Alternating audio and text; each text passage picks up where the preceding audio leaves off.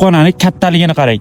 Bugun Yevropa Latviyaning eng katta kutubxonasi Latviya Milliy kutubxonasini sizlarga tanishtiraman. Bu kutubxona 2014-yil rasman ochilgan bo'lib, bino dizayni uchburchaksimon ekan. Aytishlaricha bu bilim sari ko'tarilish kerak degan ma'noni anglatadi ekan. Hozir qish, atrofda ranglar yo'q. Shu sababdan bu bino biroz chiroyini yo'qotgandek tuyuladi. Lekin bahor va yoz oylarida bu yer umuman boshqacha atmosferaga kiradi. Endi ichkariga kelsak, kirishingiz bilan sizni katta va keng zal kutib oladi va bu yerda international do'stlarni orttirish mumkin. Shaxsan o'zim chexiyalik talabalar bilan tanishdim.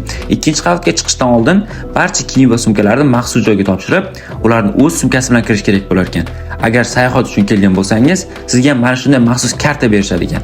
Ichkariga kirishingiz bilan birinchi ko'zingizga tashlanadigan narsa shu ajoyib deklaratsiya. Bu yerga kelgan deyarli barcha turistlar rasmga tushishadi. Bundan tashqari shaharni tomosha qilish uchun barcha qavatlarda shunaqa katta oynalar mavjud bo'lib, manzarani mazza qilib tomosha qilsangiz bo'ladi. Xullas, Rigaga kelganingizda albatta kirishingiz kerak bo'lgan joylardan biri.